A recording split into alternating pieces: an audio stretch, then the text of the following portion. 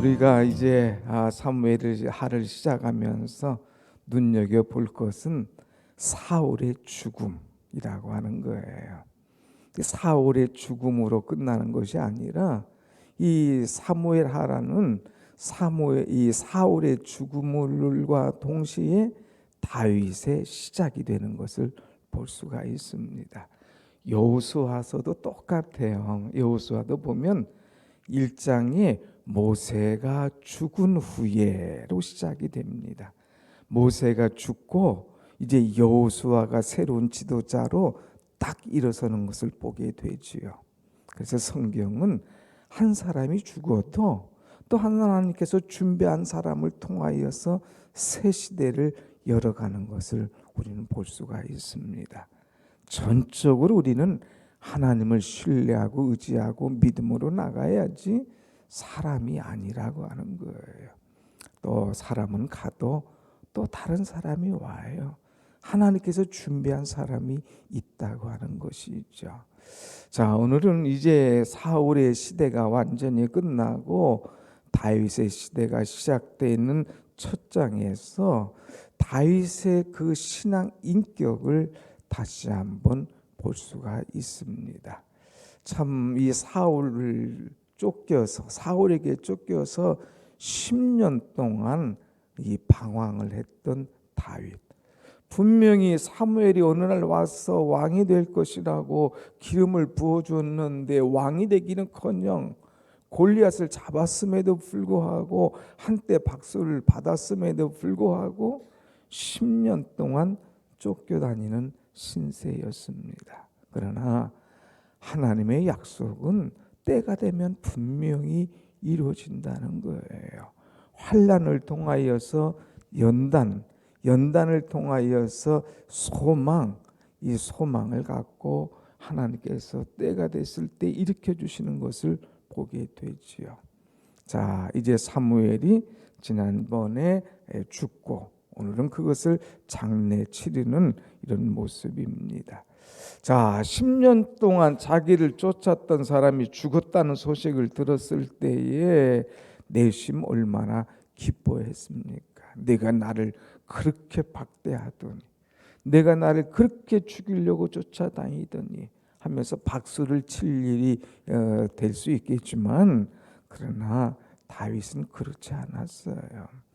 정말 나라의 지도자였거든요. 나라의 왕이었거든요. 그래서 그의 장례를 잘 치르면서 또 백성들의 마음을 하나로 묶어주는 그 모습을 보게 됩니다. 자, 오늘 이 12절 말씀 보면 12절 한번 같이 보겠습니다. 시작. 사울과 그의 아들 요나단과 여호와의 백성과 이스라엘 족속이 칼의 죽음으로 말미암아 저녁 때까지 슬퍼하여 울며 금식하니라 그랬습니다. 이 다윗은 이 사울이 죽었다는 소식 또 실제적인 그 증거를 보았을 때에 슬퍼했다고 이렇게 얘기합니다.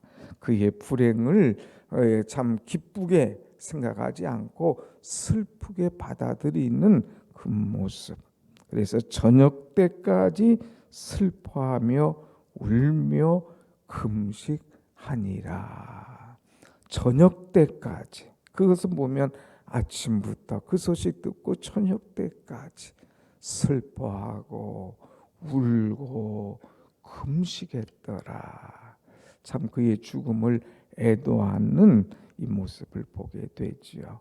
자, 모든 것을 자기의 관점에서만 본 것이 아니라 객관적인 입장에서 본 거예요. 나에게는 원수 같은 사람이었지만 나라로 볼 때는 왕이었거든요. 한 나라로 볼 때는 지도자였거든요. 그를 좋아하고 그를 따르는 사람들도 많았거든요. 그렇기 때문에 그것을 박수치고 좋아하고 바로 자기의 왕을 이제 준비하는 것이 아니라 슬퍼하고 울고 금식하면서 나라의 왕 지도자가 죽은 것을 애석해하는 그런 모습. 모든 것을 주관적으로만 생각하는 것이 아니라 객관적으로 전체의 유익을 위해서 이렇게 쭉 끌어가는 이 다윗의 모습을 볼 수가 있습니다. 개인적으로는 섭섭하죠. 개인적으로는 답답하죠. 그러나 전체 교우들을 보면서 전체 나라를 보면서 흐트러지지 않도록 이렇게 쭉 아름답게 장래하는 그 모습, 참 넓은 마음의 소유자다 하는 것을 볼 수가 있죠. 그러면서 17절 이하의 말씀 보면 다윗이 이 사울과 요나단을 위해서 조가를 만들어서 부르는 것을 보게 됩니다. 그야말로 슬픈 노래죠. 장례를 치르면서 너는 죽인 사람, 너는 누구냐? 저는 아말렉 사람입니다. 너는 자격 없다. 내가 어떻게 감히 나라의 지도자를 죽일 수 있느냐? 청년을 보내서 그를 쳐서 죽이라 하고 그를 죽이게 합니다. 그리고 이제 사울을 위해서 조가를 부르는데 그 조가가 야살의 책에 기록되었다 그랬습니다. 19절에 한번 보겠습니다. 뭐라고 19절에 했는가? 시작. 이스라엘아, 내 영광이 산 위에서 죽임을 당하였도다. 오호라, 두 용사가 엎드려졌도다 그랬습니다. 자, 여기 사울을 표현하기를 뭐라고 말하느냐? 이스라엘아, 너의 영광이 그랬어요. 나라의 영광이다 그랬어요. 이 사울 왕은 이스라엘의 초대 왕 아닙니까? 그 초대 왕이 죽었다. 나라의 영광이 땅에 떨어졌다 하면서 이 사울을 가리켜서 나라의 영광이다, 이스라엘의 영광이다 하면서 그를 딱 세워주는 것을 보게 됩니다. 그래서 다윗의 아름다운 마음이죠. 그 다음에 두 번째는 오호라, 두 용사가 엎드려졌도다. 용사라고 표현했습니다. 아니, 용사는커녕 자기를 죽이려고 암살자를 보내고 이제 다른 블레셋이나 아멜렉이 전투에 싸우러 올 때는 가만히 있다가 다윗을 발견했다 소리 들으면 3,000명씩 데려와서 자기를 죽이려고 했던 사람을 가리켜서 용사라 표현하는 거예요. 나는 섭섭해요. 어떻게 그렇게 할 수가 있느냐 이거예요. 그런데 나라로 봐서는 엄청난 용사였다. 특별히 사울도 그랬지만 요나단도 한번 전쟁에 나가서 몇백 명을 쳤던 사람 아닙니까? 그러니까 용사다 이렇게 표현하는 것을 볼 수가 있습니다. 용사.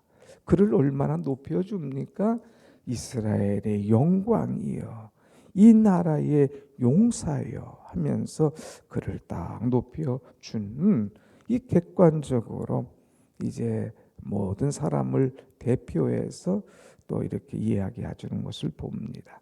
더 나아가서 나라만 생각하는 것이 아니고 그 사람들만 생각하는 것이 아니라 20절 말씀 한번 보겠습니다. 20절 시작.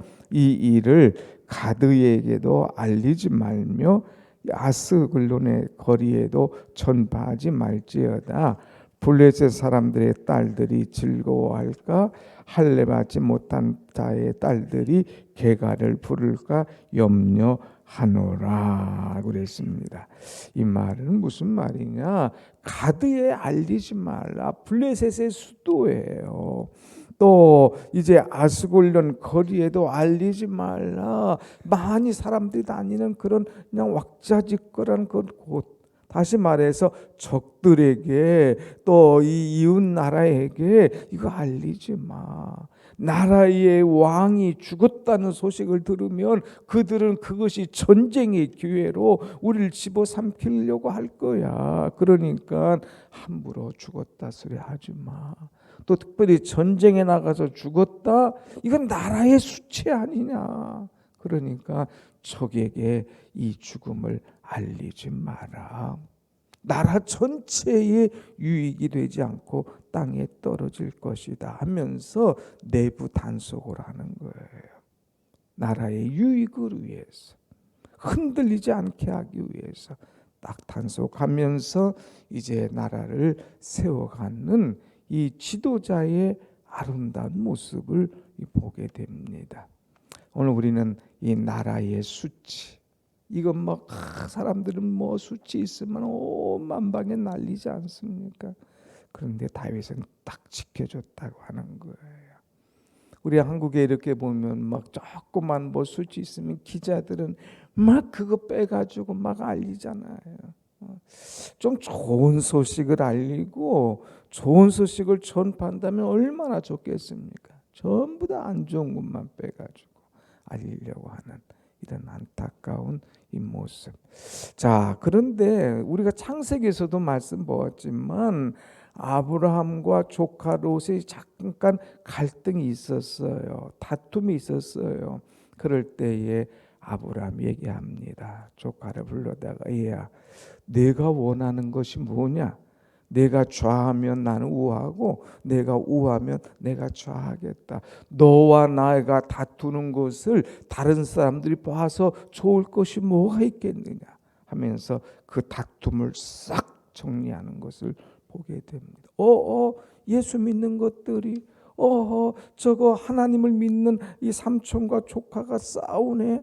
사람들이 웃는다 이거예요. 사람들이 손가락질한다 이거예요. 그러니까 이거 손가락질 받지 않도록 네가 결정해. 내가 원하는 대로 다 해줄게. 그러면서 아브라함이 넓은 마음으로 하는 것을 보지 않습니까? 우리는 이제 교회에서 혹시라도 어떤 문제가 갈등과 문제가 생겼을 때 이걸 봉합하는 것 중요합니다. 이거 누가 알아서 좋을 게 하나도 없는 거예요. 세상에 나가서 좋을 것이 하나도 없는 거예요. 여러분 목장에서 또 교회에서 또 어떤 문제가 있을 때에 기도로 자꾸 덮고 그것을 봉합해서 이 문제를 해결해 나갈 수 있는 그런 지혜, 오늘 우리는 다윗에게 배워야 될 것이다 하는 것을 가르쳐 주고 있습니다. 그 다음에 23절 말씀 봅니다. 23절 또 참 귀한 말씀이 또 있죠. 23절 시작. 사울과 요나단이 생전에 사랑스럽고 아름다운 자이더니 죽을 때에도 서로 떠나지 아니하였도다. 그들은 독수리보다 빠르고 사자보다 강하였도다. 또 여기 조가 중에 딱 높여주는 이야기가 나오지요. 사람이 참 자기 개인적으로는 자기를 죽이려고 10년 동안 쫓아다닌 것이 참 마음 아파요. 슬퍼요. 어찌 당신이 그럴 수가 있습니까?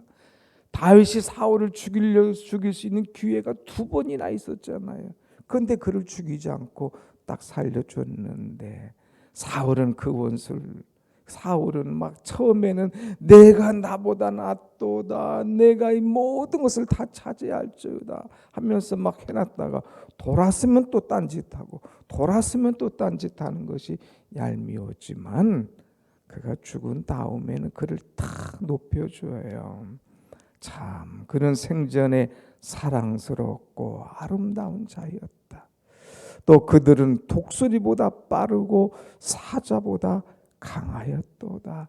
좋은 것 칭찬해주고 박수 쳐주고 인정해주고 그를 높여준 이 마음. 또 24절 가서 뭐라고 그럽니까? 24절 이스라엘 딸들아 사울을 슬퍼하며 울지어다. 그가 붉은 옷으로 너희에게 화려하게 입혔고 금놀이개를 너희 옷에 채웠도다. 너희들은 슬퍼하며 울지어다. 그가 너희에게 너희 애를 즐겁게 여기까지 하지 않았느냐 하면서 그의 죽음을 슬퍼하며 전 국민이 애도하도록 이렇게 만들어 주는 이 넓은 마음. 그래서 이 오늘 조가의 마지막이 27절 오호라 두 용사가 엎드려졌으며 싸우는 무기가 망하였도다 하였더라 하면서 또 다시 아까 19절처럼 용사라 이렇게 표현하면서 그들을 딱 세워줍니다. 자, 이럴 때에 이제 나눠졌던 마음이 싹 봉합이 되는 거예요. 그냥 그렇지 않고 야 이제 잘 죽었다, 이제 이쪽 세력을 완전히 끊어버리자 하고 막 춤추고 그냥 잔치했더라면 이쪽 세력은 영원한 원수가 되는 거예요. 그런데 딱 봉합해주고 조가해주고 장례를 치러주고 그를 딱 세워줄 때에 이 한쪽 사울 쪽에 있는 사람들의 마음이 다 녹아져서 다윗에게로 돌아와요. 그 품으로 오면서 역시 큰 사람이구나, 아하 역시 우리의 지도자구나 하면서 따라오는 이 모습, 우리는 보면서 우리도 다윗과 같은 큰 마음을 갖고 이제 기도하고 우리에게 준 사명 잘 감당해야 되겠다 하는 생각을 가져보죠. 오늘 이제 내일부터는 2장 다윗의 왕으로 딱 세워져서 일해 나가는 모습 보면서 우리도 어려운 일 당했을 때 기도로 그것을 지혜롭게 은혜롭게 잘 처리해 나갈 수 있는 우리가 되기를 원합니다. 아멘. 기도하십시다.